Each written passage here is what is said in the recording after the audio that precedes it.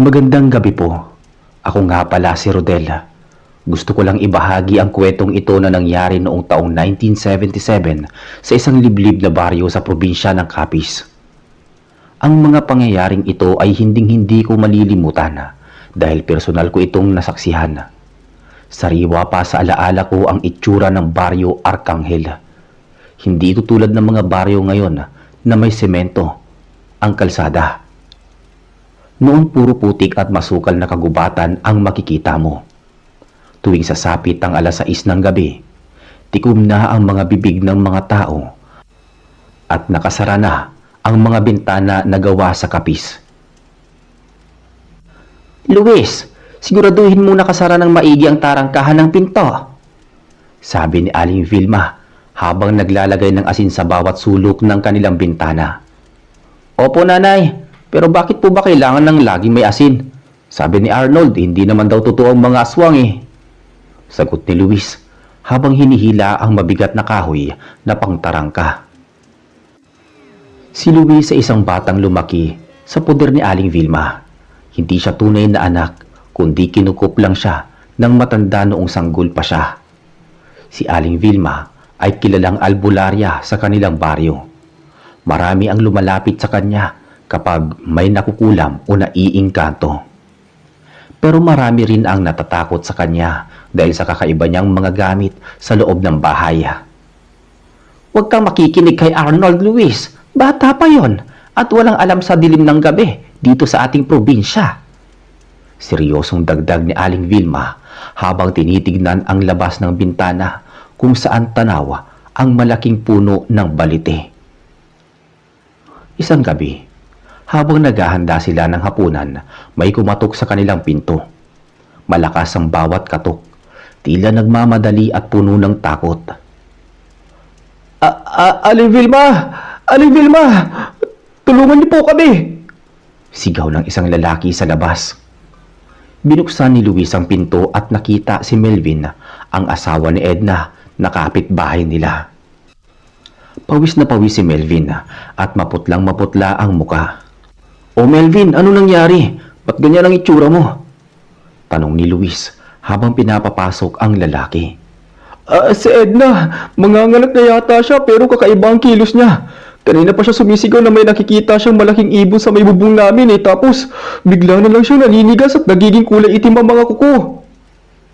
Paliwanag ni Melvin na halos maiyak na. Agad na kinuha ni Aling Vilma ang kanyang bitbit na bag na gawa sa banig. Laman nito ang mga langis, tawas at isang lumang itim na libro. Luis, sumama ka sa akin. Dalhin mo ang sulo at boteng may lamang buntot pagi. Arnold, bantayan mo ang bahay at wag na wag mong bubuksan ang pinto kahit kanino. Utos ni Aling Vilma. Naglakad sila sa gitna ng kadiliman. Ang tanging liwanag lang nila ay ang sulo na dala ni Luis. Habang naglalakad sa madilim na daan, nakaririnig sila ng kakaibang tunog mula sa taas ng mga puno. Nanay, narinig niyo po ba yun? Mahinang tanong ni Luis habang humihigpit ang hawak na sulo. Huwag kang hihinto, Luis. Ang tiktik na malakas ang tunog ay malayo pa. Pero kapag mahina na ang tunog, ibig sabihin ay nasa malapit lang siya.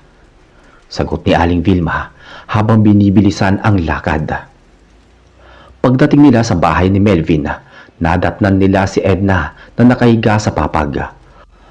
Ang laki ng tiyan nito para sa 7 buwang pagbubuntis. Nakakatakot ang itsura ni Edna. Ang kanyang mga mata ay nanlilisik at ang kanyang balat ay tila nagiging kulay abo. Melvin, kumuha ka ng maligamgam na tubig at maraming luya. Luis, ilibot mo ang buntot pagi sa ilalim ng sahig ng bahay na ito. Sigaw ni Aling Vilma habang sinisimulan ang pagbulong ng mga orasyon. Sumunod si Luis. Bumaba siya sa silong ng bahay na gawa sa kawayan. Habang nasa ilalim siya, nakita niya ang isang mahabang bagay na parang sinulid na kulay pula na bumababa mula sa siwang ng kawayan patungo sa tiyan ni Edna sa itaas.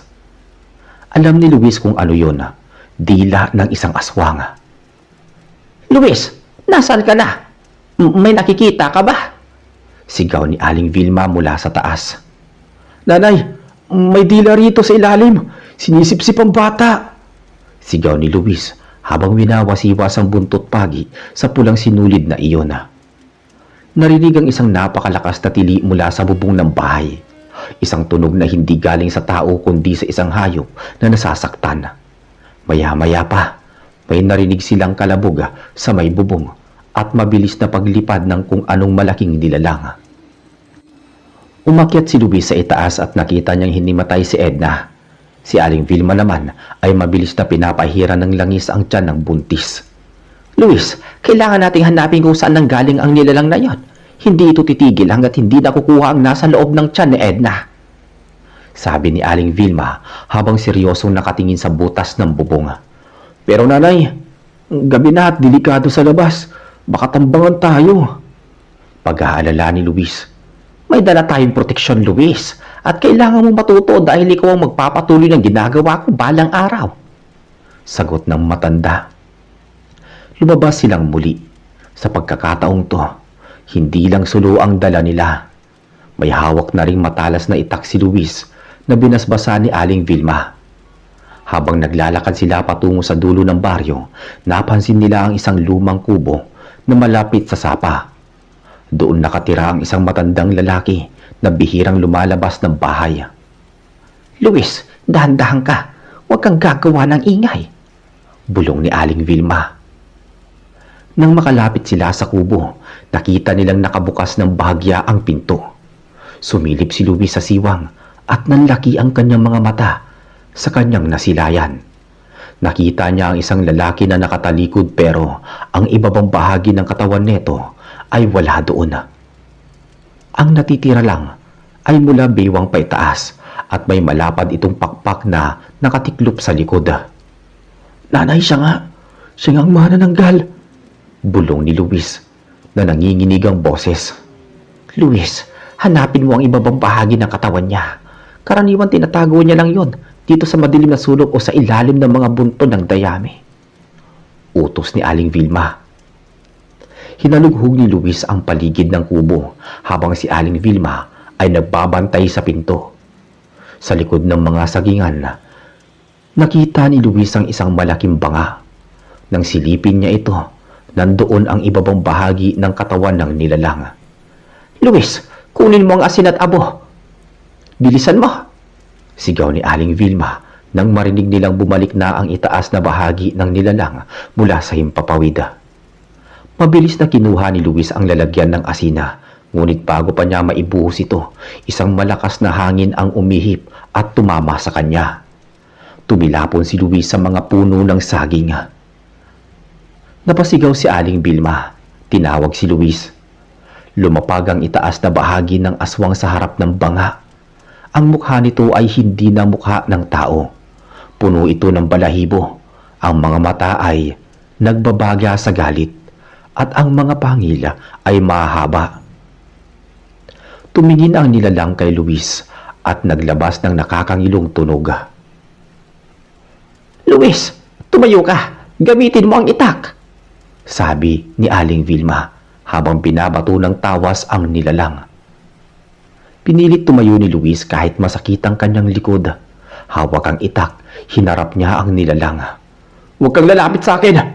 Sigaw ni Luis habang winawasiwas ang itak. Tumalon ang nilalang patungo kay Luis. Ngunit dahil sa bilis ng bata, nakailag siya at nasugatan niya ang pakpak nito. Umalingaw-ngaw ang sigaw ng aswang sa buong kagubatan.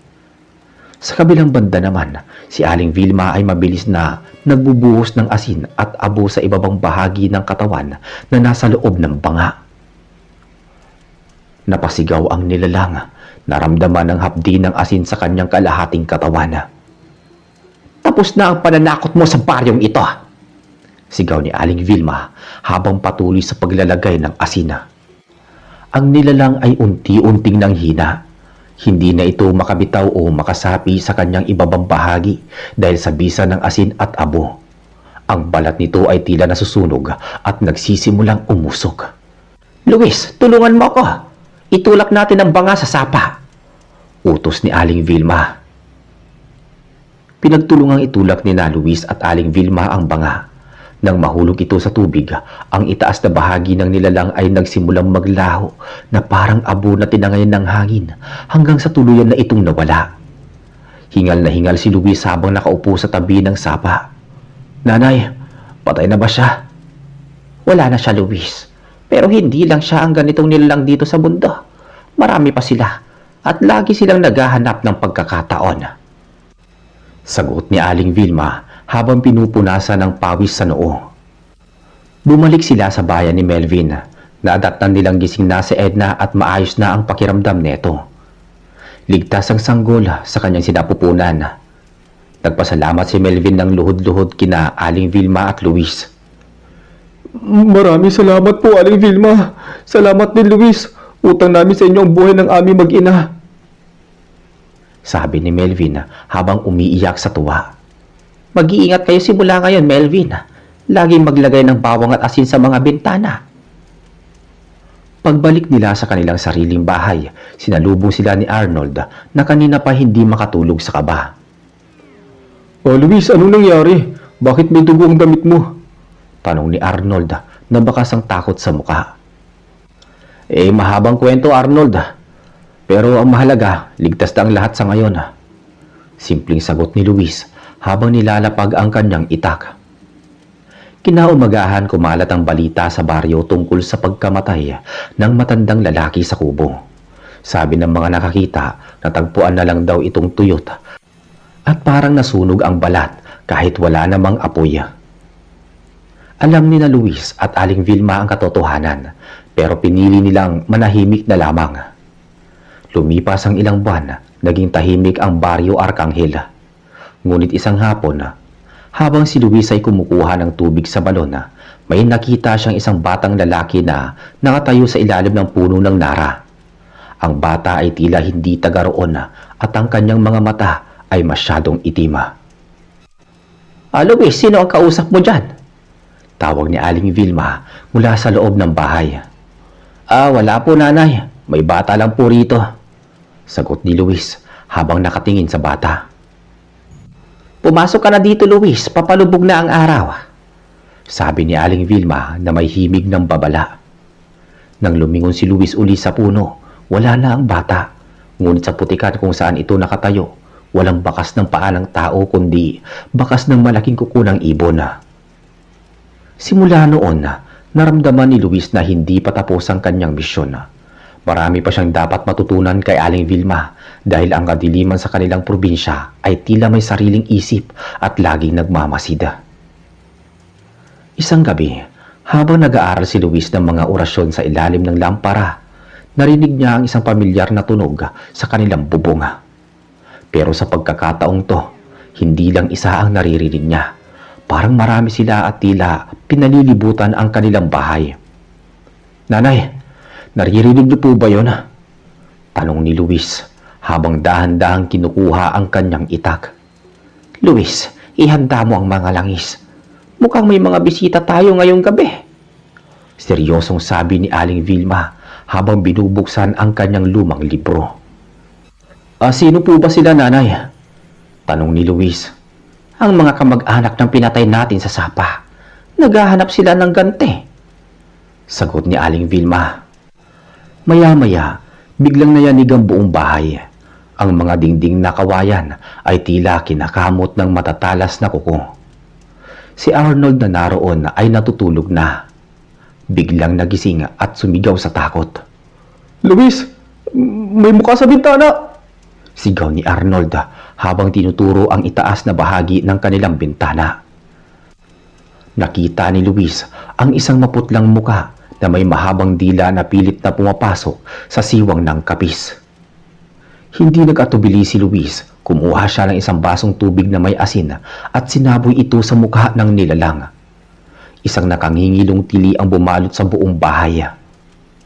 "Arnold, kumuha ka ng sulo. Luis, huwag mo hahayaang makapasok sila," utos ni Aling Vilma habang nagsisimulang magsunog ng tuyong dahon ng suha sa loob ng bahay. Ang usok ng dahon ng suha ay mabilis na kumalat at narinig nila ang paglayo ng mga nilalang mula sa kanilang dingding. Ngunit alam ni Luis na pansamantala lamang ito. Luis, kailangan nating lumabas. Hindi tayo pwede manatili dito sa loob dahil susunugin nila ang bahay natin. Sabi ni Aling Vilma nang mapansin ang mga talsik ng apoy na nagsisimulang mahulog mula sa bubunga. Pero nanay, mas marami sila sa labas. Mas mabuti nang lumaban sa labas kaysa mamatay na parang daga dito sa loob. Binuksan nila ang pinto. Sa labas nakita nila ang 4 na nilalang na nakalutang sa hangin. Ang kanilang mga pakpak ay kasing lapad ng kumot at ang kanilang mga mata ay nagniningning sa kadiliman.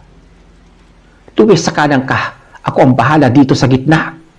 Sigaw ni Aling Vilma. Nagsimula ang bakbakan sa bakuran ni na Aling Vilma. Si Luis ay buong tapang na nakikipagpalitan ng taga sa mga nilalang na sumusugod sa kanya. Kahit sugatan na ang kanyang braso, hindi siya tumigil. Para kay Nanay Vilma! Sigaw ni Luis habang tinatarak ang itak sa isa sa mga nilalang. Habang nagpapatuloy ang labanan, napansin ni Luis na isa sa mga nilalang ay papalapit kay Arnold. Naiwan ito sa may pintuan. Arnold! Tumakbo ka! Sigaw ni Luis. Ngunit bago pa makagalaw si Arnold, nahablot na siya ng nilalang at mabilis na pinalipad pa itaas. Luis, tulong! Sigaw ni Arnold habang papalayo sila sa lupa. Napasigaw si Luis at akmang susunod ngunit hinarang siya ng 2 pang aswang. Luis, huwag kang mawawala ng konsentrasyon. Gamitin mo ang orasyon na tinuro ko sa iyo. Paalala ni Aling Vilma habang abala din sa pakikipaglaban sa pinakapinuno ng mga aswang. Ipinikit ni Luis ang kanyang mga mata at binigkas ang mga salitang matagal niya ng kinabisado. Sa ngalan ng proteksyon, ang dilim ay maglalaho. Biglang nagliwanag ang itak ni Luis. Isang puting liwanag ang bumalot sa talim neto. Sa isang malakas na hataw, nahiwa ni Luis ang hangin at isang enerhiya ang tumama sa mga aswang na nasa harap niya. Agad na naging abo ang mga ito. Tumingala si Luis at nakita niyang pababa na ang aswang na may tangay kay Arnold. Tila nawalan ito ng lakas dahil sa liwanag na inilabas ni Luis. Luis, saluhin mo si Arnold! Sigaw ni Aling Vilma. Tumalon si Luis at nasalo niya si Arnold bago pa ito tumama sa matigas na ugat ng puno. Ang aswang naman ay bumagsak sa lupa at agad na tinapos ni Aling Vilma gamit ang kanyang binditadong langis. Nang matapos ang labanan, tanging katahimikan na lang ang namayani sa paligid. Ang abo ng mga nilalang ay tinangay ng hangin. Si Luis, Arnold at Aling Vilma ay nakatayo sa gitna ng bakuran. Nanay, tapos na ba talaga? Tanong ni Luis habang tinutulungang tumayo si Arnold. Sa gabing ito, oo. Pero ang kwento ng mga katulad natin, Luis, ay hindi natatapos hanggat may dilim sa paligid. Sagot ni Aling Vilma habang nakatingin sa papalapit na liwanag ng umaga. Handa na po ako, nanay, kahit ano pang dumating. Determinadong sabi ng binata. Naglakad sila pabalik sa loob ng kanilang bahay na bahagyang nasira ng labanan. Alam ni Luis na simula pa lang ito ng kanyang mahabang paglalakbay bilang tagapangalaga ng kanilang baryo laban sa mga hindi nakikitang panganib. Pagkalipas ng ilang araw, matapos ang madugong gabing yon, tila bumalik sa normal ang buhay sa baryo Arkanghel. Pero para kay Luis, alam niyang nagbago na ang lahat. Ang bawat kaluskos ng dahon at bawat huni ng kuliglig ay binigyan niya na ng kahulugan. Isang hapon, habang nag-iigib ng tubig si Luis sa balon malapit sa gubat, lumapit sa kanya si Melvin. Bakas pa rin sa mukha ni Melvin ang takot. Pero may dala siyang balita. Luis, si Edna, hindi siya makatulog ng maayos. Sabi niya may naririnig daw siyang boses ng bata na tumatawag sa kanya mula sa silong. Bulong ni Melvin habang palingon-lingon sa paligid. Boses ng bata? Pero Melvin, wala namang ibang bata sa paligid niyo kundi ang nasa sinapupunan pa lang niya, di ba? Tanong ni Luis habang ibinababa ang timba. Iyon nga rin ang pinagtataka ko, Luis. At kaninang umaga nakakita ako ng maliliit na bakas ng paa sa paligid ng bahay. Pero ang nakakapagtaka, ang mga bakas pabaliktad. Ang sakong nasa harap, ang mga daliri nasa likod. Paliwanag ni Melvin. Agad na kinabahan si Luis. Naalala niya ang mga kwento ni Aling Vilma tungkol sa mga nilalang na hindi aswang, kundi mga engkanto na naninirahan sa mga punso o malalaking puno. Melvin, umuwi ka na. At wag na wag mong iiwan si Edna. Sabihin mo to kay Nanay Vilma. Bili ni Luis.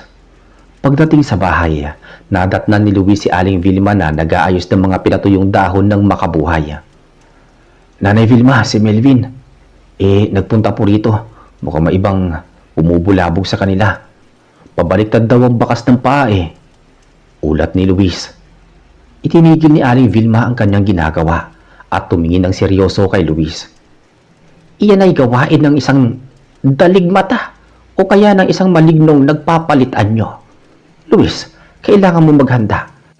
Ang mga yan ay hindi nadadaan sa itak o asin lamang. Mas matalino sila kaysa sa mga aswang. Ano pong dapat natin gawin? Tanong ni Luis. Kailangan nating alamin kung ano ang kinuha o nagawa ni na Melvin para magalit ang mga tagalupa. Hindi sila lalapit ng walang dahilan. Sagot ni Aling Vilma. Kinagabihan nagtungo sina Luis at Aling Vilma sa bahay ni na Melvin. Habang naglalakad, napansin ni Luis na masyadong tahimik ang kagubatan. Wala man lang marinig na huni ng ibon o kuliglig. Tanging ang tunog lang ng kanilang mga hakbang ang umiingay. Pagdating sa bahay, nadatnan nila si Edna na nakatulala sa sulok. Ang kanyang mga mata ay tila walang buhay. Edna! Edna! Naririnig mo ba ako? Tawag ni Aling Vilma habang hinahawakan ang noo ng babae. Biglang lumingon si Edna kay Luis. Luis, ang ganda ng kalaro ko. Sabi niya sasama daw siya sa akin kapag lumabas na ang sanggol. Sabi ni Edna sa boses na tila hindi sa kanya. Masyadong matinis at bata ang tono. Melvin, anong ginawa ninyo bago ito nagsimula? Tanong ni Luis. Nag-isip si Melvin. Nung isang araw, nagputol ako ng isang sanga ng matandang puno ng nara sa likod ng bahay para gawing panggatong. Pero nagpasintabi naman ako, Luis. Baka hindi sapat ang pasintabi mo, Melvin. O baka may natamaan kang hindi mo nakikita. Sabi ni Aling Vilma. Biglang yumanig ang sahig ng bahay. Isang malakas na tawa ng bata ang narinig mula sa ilalim ng kawayan. Luis, ang sulo! Sigaw ni Aling Vilma. Kinuha ni Luis ang sulo at tinapat sa mga siwang ng sahig. Doon nakita niya ang isang maliit na nilalang. Maitim ang balat nito, malaki ang tiyan, at ang mga mata ay kasing laki ng piso na kulay dilaw. Nakatingala ito kay Luis habang nakangisi at kitang-kita ang matatalas nitong ngipin. Iyan ang naniningi Luis, ang tagapunso. Bulong ni Aling Vilma. Ibalik ninyo ang kinuha ninyo! Wika ng nilalang. Ang boses nito ay parang kumakalos sa bato.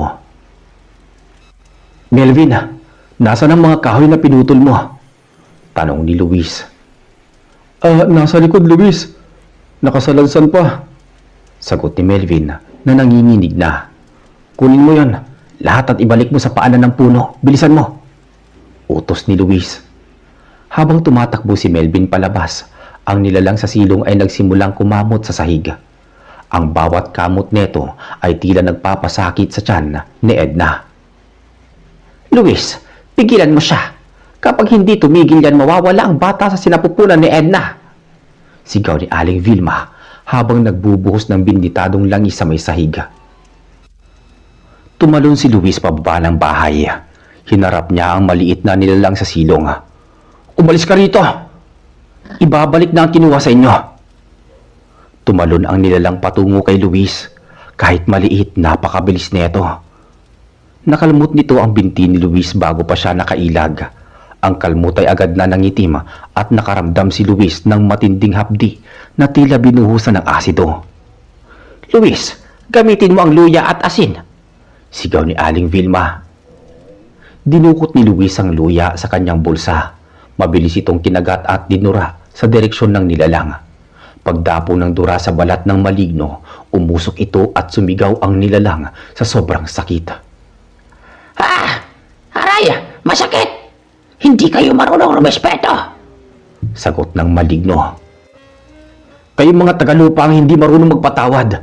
Nagkamali lang ang tao. Ganti ni Luis habang winawasiwas ang kanyang sulo.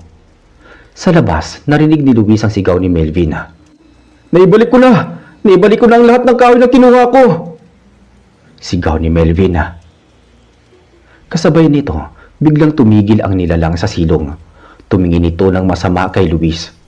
Sa susunod, hindi lang kahoy ang kukunin ko. Tandaan mo yan, batang kinubkop! Biglang naglaho ang nilalang na parang usok sa hangin. Hingal na hingal si Luis habang pilit na tumatayo. Umakyat siya sa taas at nakita niyang bumalik ang malay ni Edna. Ang kulay ng kanyang balat ay bumalik sa dati at himala ring nawala ang paninigas ng kanyang tiyan. Luis, ayos ka lang ba? Tanong ni Aling Vilma. Masakit po nanay pero kaya po naman. Sagot ni Luis. Kumuha si Aling Vilma ng ilang dahon at idinikdik ito para itapal sa sugat ni Luis. Mapanganib ang ginawa mo, Luis. Ang mga taga-punso ay hindi nakakalimot. Binanggit niya ang pagiging kinupkup mo. Alam nila kung sino ka talaga. Ano pong ibig niyo sabihin, nanay? Sino po ba talaga ako? Tanong ni Luis na matagal nang nagtataka sa kanyang tunay na pinagmulan. Tumingin si Aling Vilma sa labas, sa dilim ng gabi kung saan tila may mga matang nagmamasid pa rin. Hindi pa ito ang tamang panahon para malaman mo ang lahat, Luis. Sa ngayon, mahalaga nakatulong tayo. Bumalik sila sa bahay ng madaling araw na. Habang naglalakad, hindi maalis sa isip ni Luis ang sinabi ng maligno. Pagdating sa bahay, sinalubong sila ni Arnold na noon ay iniinit ang kape. Luis, may naghahanap sa iyo kanina habang wala kayo. Isang lalaki nakasuot ng barong na Tagalog, pero kupas na ang kulay. Hindi ko makita ang mukha niya dahil nakayuko siya. Ano? Saan siya nagpunta? Sabi niya maghihintay daw siya sa dulo ng tulay sa may sapa sa susunod na kabilugan ng buwan. Tumingin si Luis kay Aling Vilma, pero ang matanda ay tumalikod lang at pumasok sa kanyang silid. Alam ni Luis na may malaking lihim na unti-unting nabubunyag at ang susunod na kabilugan ng buwan ang magiging susi. Lumipas ang ilang mga araw at si Luis ay naging masigasig sa pagsasanay. Hindi na lang itak at orasyon ang kanyang inaaral. Tinuruan na rin siya ni Aling Vilma kung papaano makiramdam sa hangin at kung papaano makipag-usap sa mga kaluluwang ligaw. Isang hapon na, habang nag-iinsayo si Luis sa likod ng bahay, may napansin siyang kakaiba sa puno. May mga nakasabit na mga itim na tela sa mga sanga nito. Luis, huwag mong lalapitan ng punong yan. Sabi ng mga matatanda, diyan daw nagtitipo ng mga di kapiling kapag may malaking mangyayari sa baryo. Arnold, napapansin mo ba? Tila nagiging mas madalas ang kababalagan dito simula ng labanan natin ng mga aswang. Sabi ni Luis. Siguro dahil alam nilang may lumalaban sa kanila at ikaw yun, Luis. Sagot ni Arnold. Dumating ang gabi ng kabilugan ng buwan. Hindi mapakali si Luis. Gusto niyang pumunta sa tulay para makita ang lalaking tinutukoy ni Arnold. Pero ayaw niyang suwayin ang bili ni Aling Vilma na huwag lalabas ng bahay kapag bilog ang buwan. Ngunit nang makita niyang mahimbing nang natutulog si Aling Vilma at si Arnold, dahan-dahang kinuha ni Luis ang kanyang itak at lumabas ng pinto. Ang paligid ay maliwanag dahil sa sikat ng buwan, pero ang bawat anino ay tila gumagalaw. Naglakad si Luis patungo sa sapa. Habang papalapit sa tulay, naramdaman niya ang isang malamig na hangin na tumatama sa kanyang batok. Sa dulo ng tulay, nakita niya ang lalaking sinasabi ni Arnold. Nakasuot nga ito ng lumang barong at nakayuko. Sino ka? Bakit mo ko hinahanap? Matapang na tanong ni Luis. Dahan-dahang iniangat ng lalaki ang kanyang ulo. Nanlumo si Luis sa kanyang nakita. Ang lalaki ay walang muka. Puro lang itong patag na balat. Walang mata, walang ilong.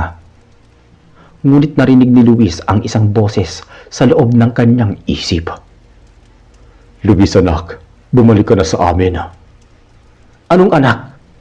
Ang mga magulang ko ay matagal nang napatay, sabi ni Luis habang itinataas ang kanyang itak. Ang mga magulang mo ay hindi namatay, Luis. Ipinadala ka lang sa mundong ito para iligtas ka sa aming mga kaaway. Pero ngayon, kailangan ka na ng iyong tunay na pamilya sa kabilang panig. Wika ng boses. Biglang may lumitaw ng mga itim na anino mula sa ilalim ng tulay. Pinalibutan nila si Luis. Ang tubig sa sapa ay nagsimulang mag-apoy ng kulay asula. Hindi ako sasama sa inyo! Si Ali Vilma ang nanay ko! Sigaw ni Luis habang winawasiwas ang kanyang itak. Nagsimulang umataki ang mga nilalang. Ang bawat daplis nila sa balat ni Luis ay nagiiwan ng panlalamig o yelo. Pakiramdam ni Luis ay naninigas ang kanyang buong katawan. Sa gitna ng kaguluhan, isang malakas na sigaw ang narinig mula sa likuran. Luis! Yumuko ka! Si Aling Vilma, hawak niya ang isang sulo na may kakaibang apoy na kulay lila. Isinabon niya ang ilang pulbos sa may hangin at biglang sumiklab ang paligid ng tulay. Umalis kayo! Hindi pa oras para makuha niyo siya! Sigaw ni Aling Vilma habang nagbabato ng mga tawas na may nakasulat na orasyon. Ang lalaking walang muka ay tumingin kay Aling Vilma. Vilma, alam mong hindi mo siya habang buhay na matatago. Siya ay anak ng Haring Engkanto ng Ilaya. Darating ang panahon na kukunin namin ang amin.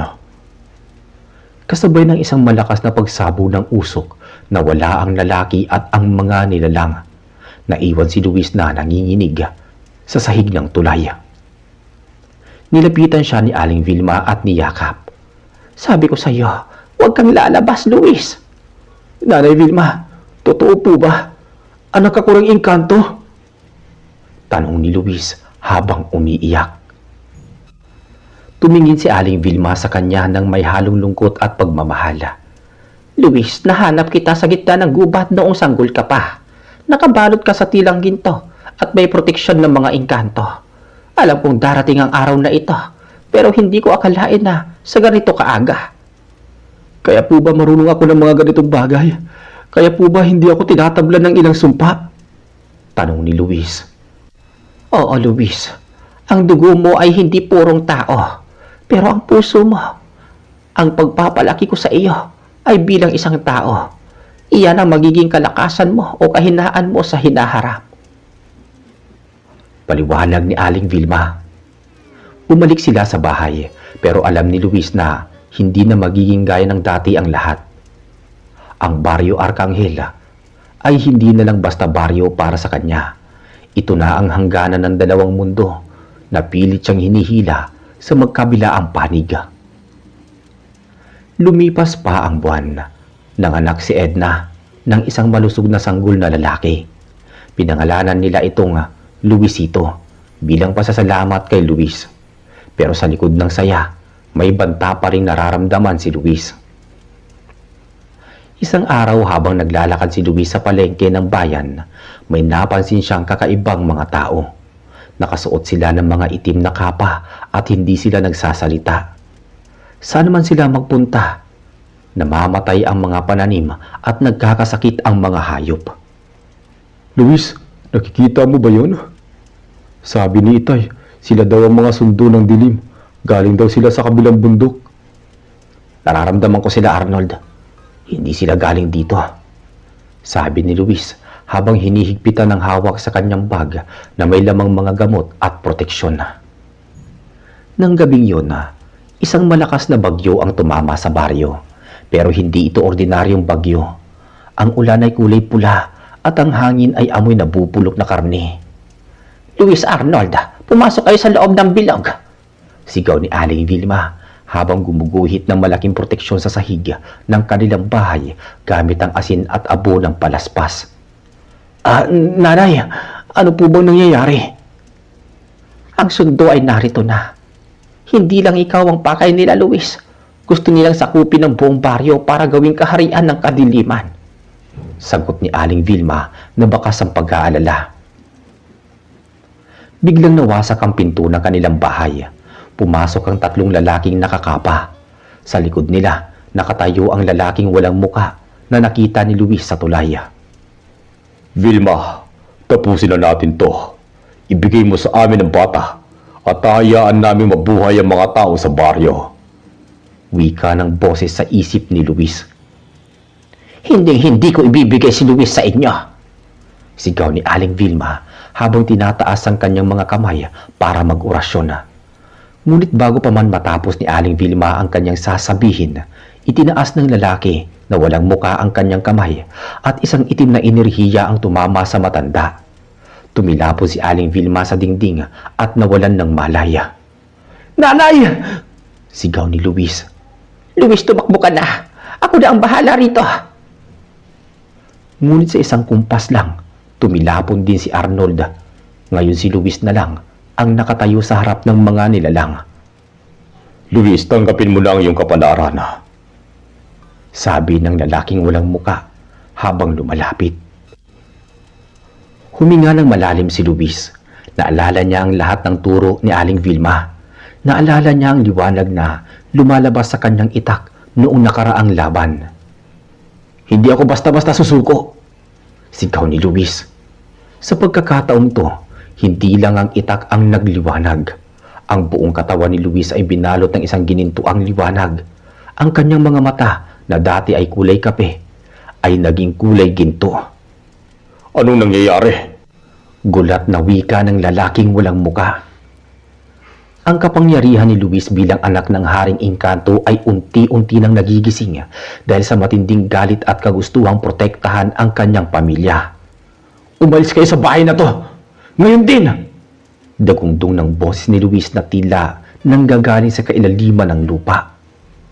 Isang malakas na pagsabog ng liwanag ang nagmula kay Luis. Ang mga sundong engkanto ay agad na nalusaw sa tindi ng liwanag. Ang lalaking walang muka ay napilitang umatras habang nasusunog ang kanyang kapa. Hinding-hindi ito ang huli, Luis. Babalik kami. May mas malakas na persa.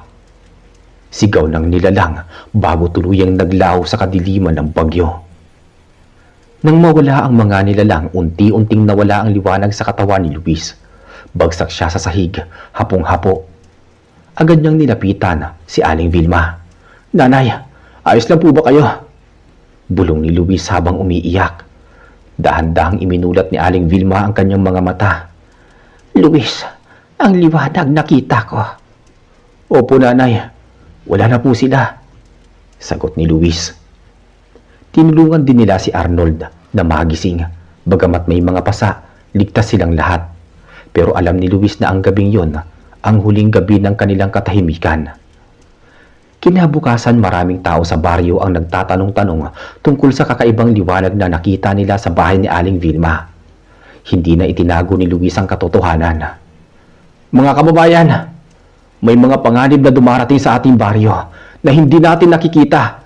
Pero hanggat nandito ako at si Aling Vilma, hindi namin nahayaan na saktan nila kayo. Sabi ni Luis. Mula noon, hindi lang si Aling Vilma ang pinupuntahan ng mga tao. Si Luis ay naging simbolo na rin ng proteksyon sa baryo. Tinawag siyang ang bantay ng Ilaya.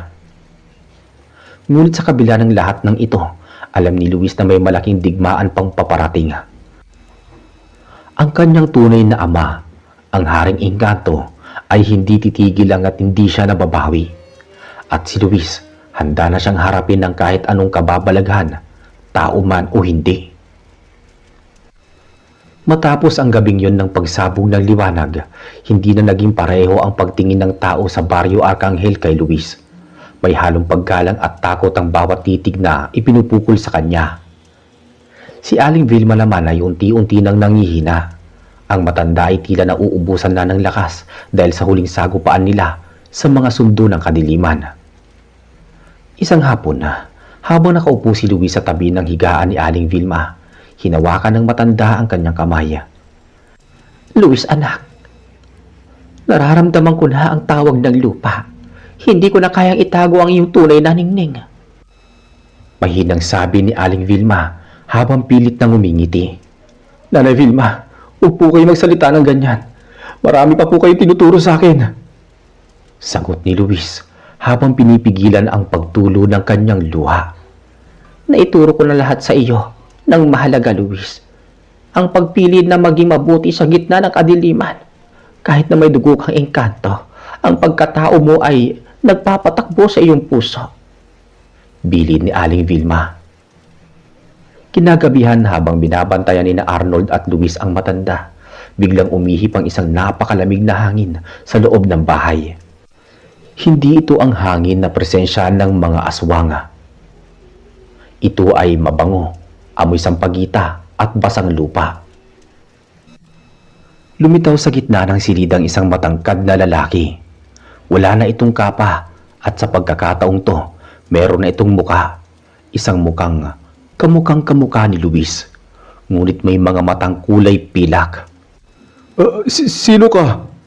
Tanong ni Arnold habang pilit na tumatayo para protektahan ang kanyang mga kaibigan. Ako ang Haring Malaya ng Ilaya. Naparito ako para hindi sa digmaan, kundi para sa aking anak. Wika ng hari. Tumingin si Luis sa kanyang ama. Hindi ako sasama sa inyo kung sasaktan mo ang mga tao rito, lalo na si Nanay Vilma. Ngumiti ang hari, isang ngiting puno ng lungkot. Alam ko, Luis, hindi ako naparito para sa digmaan. Naparito ako para bigyan ng kapayapaan ng babae nag-aruga sa aking anak nung hindi ko maagawa dahil sa sumpa ng aming kaharian. Wika ng hari. Lumapit ang hari kay Aling Vilma at ipinatong ang kanyang kamay sa noo ng matanda.